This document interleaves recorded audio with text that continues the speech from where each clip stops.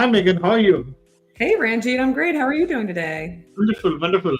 Awesome. You ready to answer a few questions? Absolutely. And what do we have featured question today?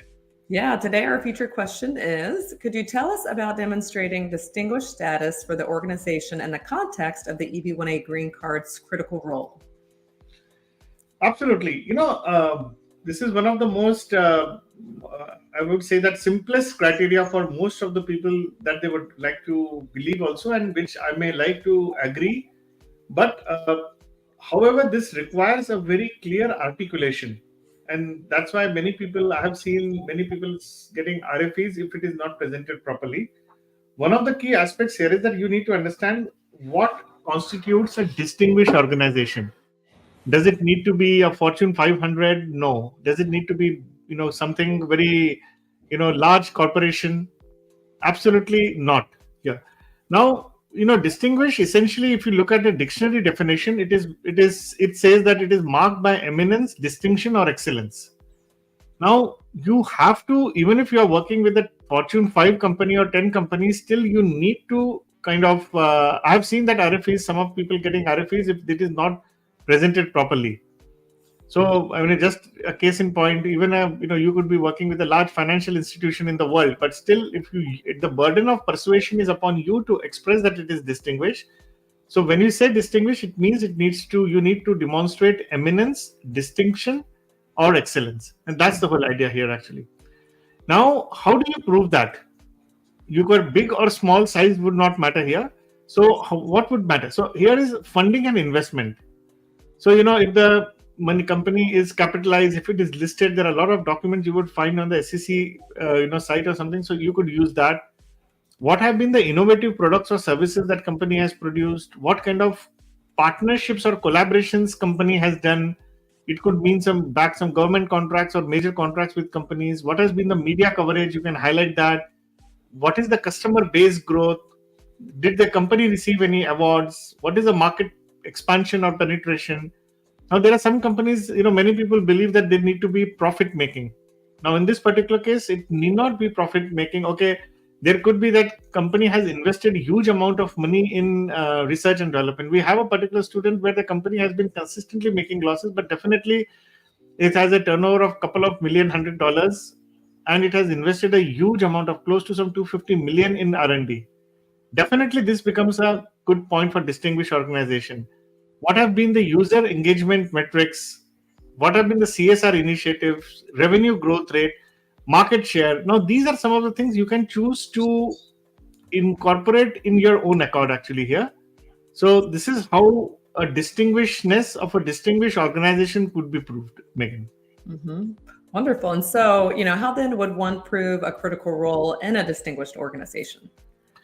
Wonderful. So we answered the point, what is a distinguished organization? Logically, that becomes the next, then how do I prove a critical role now here, actually? Now, to prove critical role, definitely one would need an expert opinion. We had a separate session on that, or not expert, recommendation letter from your company. Definitely that needs to get established. But here the question is that, okay, how do you prove it? It is by projects managed, what is the revenue generated because of your efforts, strategic level, awards and recognition, innovation and patents, team leadership, industry interface, customer and client impact when you are working with them.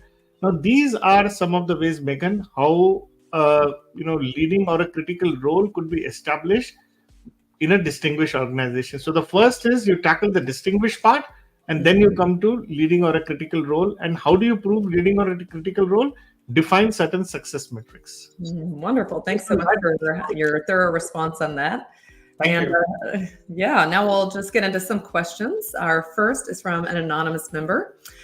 They ask, when applying for high salary criteria, should I claim total compensation or just my base salary? Well, you should give an overall picture of your, kind of emoluments or compensation that you are drawing. You see, please understand that no one, especially USS in this case, is looking for a high salary, but they are essentially trying to measure the degree of your expertise by virtue of your salary. Mm-hmm.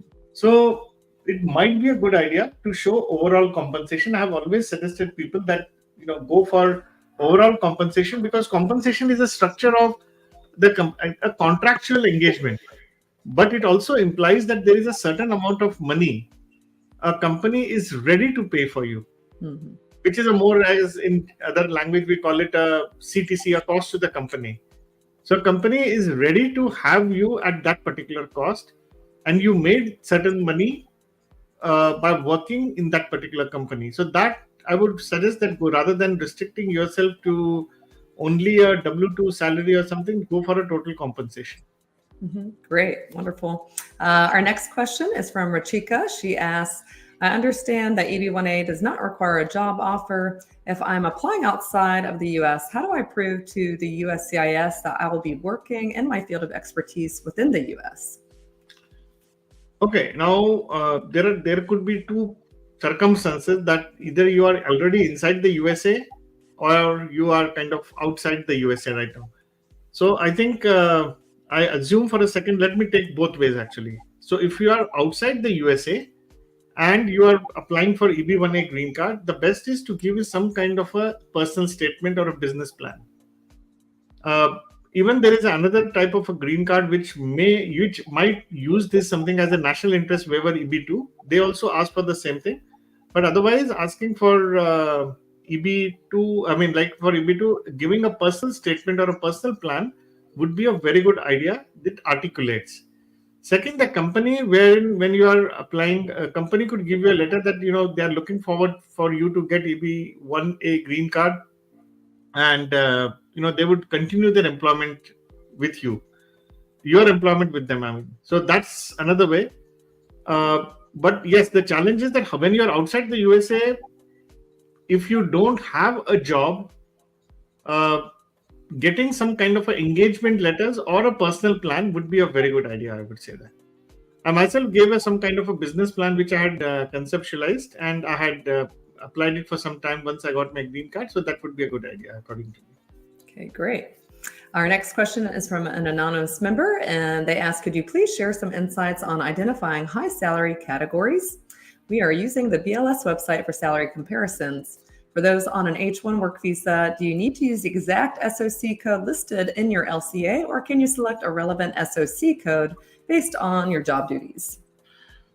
Well, it's a very tricky question because many people keep on asking. Let's understand, H1B is related to your job, so there is something called an SOC code. I may like to suggest that go by the code by virtue of your expertise. Not necessarily, it may not match 100% with your, the SOC code of your H1B. There are many situations or circumstances that wherein it does not make a sense for EB1A, because what we are trying to check here is your degree of your expertise. So if you're looking at it from an expertise standpoint, I think it's much more viable to use a code which makes more sense to your expertise, Megan. Absolutely. Because somebody, I think he's mentioned here that he is a software developer, but my job duties assigned with the computer system analyst. I'm not even going for a job duty or your H1B LCA. I would rather say that you have to justify what is your expertise, how it is related to your H1B code, which is there, and your job duties and responsibilities, of course, and connecting all the three put together. If there is a homogeneity between the three, it makes a lot of sense. But for example, if your SOC code is data science and you are applying for, let's say, let us say your expertise is something totally vague out of this, then rather you don't use the criteria actually. Or let's say you are a chef, for example, or a dancer. It doesn't make any sense to use the salary criteria at all. But if you are using the salary criteria and your expertise can be linked in a very strong connection can be developed between your H1B or something, it's like this. Let me try to give you an example. Let us say this gentleman is a software development and duties are aligned with computer system analyst, and his expertise could be, let us say, software performance testing. Let us say it might make sense. So go for software performance testing because how much they are paid. That would be more relevant than looking at these two options, I would suggest. Got it. Great. Yeah. Our next question is from Sanjay, and he has questions regarding the Next League program. He says, if I join the Next League program, will someone help in reviewing the drafted support letters and recommendation letters? Of course, we'll be happy to, kind of work with your lawyer also. We don't offer legal services, but we do give education input to the lawyers. Many people who have been our students, we collaborate with the various lawyers, and we are happy to work with your lawyer also. So that's not a challenge. Meanwhile, Megan, there is someone who has just put up a question here. Great. Let me see this. Now, this is the question one of the LinkedIn user has put that for salary validation, I submitted BLS and Career One's top data and still got RFE. What other sources that I can use? I mean, you can use any source. I mean, if you're just asking a direct question, let's say, for example, you might be using, you could use even Glassdoor or, any other option that are various available. But my concern would be for salary, what does the RFE actually state? If you want to put it in a comment, you can put a comment here because it's a very delicate issue. If you have got an RFE, it's not about necessarily only about the comparison that could be there. It could also be matching with your expertise. So it all depends on that. So you will have, please tell us your expertise, number one, and also tell us what percentile you fall into, because it's a high salary. So if you're putting a comparison, so let's, if you want, you can put it or reach out to us later actually. So this was from one of the, kind of LinkedIn user. Great. So that's wonderful. Now let's go to the next question. Sounds good.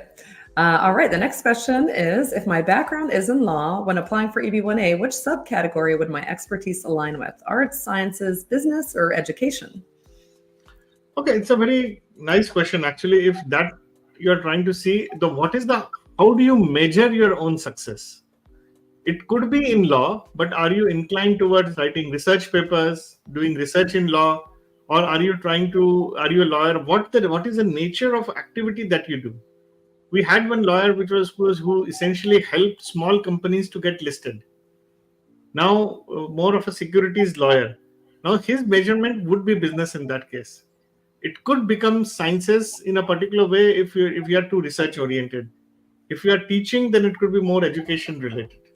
So it would depend on that, Megan. It's a bit premature, and the information is not sufficient for me to kind of ask this question actually. Gotcha. All right. Next is, how will your program help me write and publish papers? Well, let us be very fair. EB1A is not something that somebody should help you to write. We will, this is a coaching program where you will be groomed or in a coach on, having specific modules or a session on developing your skills to write and publish and seek citations. How profound it ultimately, remember, as I always say, that there are three metrics for success for your EB1A. The first is degree of your expertise, which needs to be high. Second is, we will tell you, we won't teach you your expertise, but we'll teach you how to present your expertise. The second is understanding immigration jurisprudence, what USCIS is looking for, from where, what is EB1A seeking, how and why US should want you. So those kind of persuasive arguments, how to build up, you will learn there. And the last but not the least is most important is how to present yourself, how to draft expert opinion letters, how to draft recommendation letters, how to prepare yourself. So these are the three success metrics, three dimensions of the success metrics. And, we have to find a sweet spot between these three dimensions. Now, this program will help you to kind of navigate between these three places and identify your sweet spot. It won't do anything for you, but you will have to do all the work yourself. Let's be honest about the truth. Yeah. Yep, absolutely. Next up, Aditya asks, if I join the Next League program, will Ranjeet be my coach, or do you have other coaches that are supporting students? So obviously, you will have an access to me, and there is the ecosystem. There are, it's not only about your coach here, but also an ecosystem that helps you to become the best version of yourself. So we keep sessions by sometimes by immigration attorneys, sometimes by other EB1A achievers, and there are regular sessions. So there is a lot of stuff that you will learn. So definitely we'll be there to help you. Yeah. Awesome. Next up, Anonymous member asks, I wanted to know if EB1A I-140 can get approved in a scenario where you apply for 5 categories, but you only end up getting approved for 3 with final merits. You see, this question is a little bit, you can get, you may not get. I have seen people getting 8 criteria getting approved, but not getting EB1, but otherwise 3 criteria getting approved and getting EB1. It's also about the intensity of your efforts and what's your expertise, what are the criteria, how deep and intense your criteria are. It would all depend on that, Megan. So that's what I would just leave it at that, because this does not give a complete information about the person. So let's take the last question for the day, Megan. Okay, great. An anonymous member asks, I need help getting featured and getting media attention. How would the Next League program help with this? You see, our students have been featured in Forbes. Some of them are in Forbes Business Council and a lot of the Technology Council and a lot of other this thing.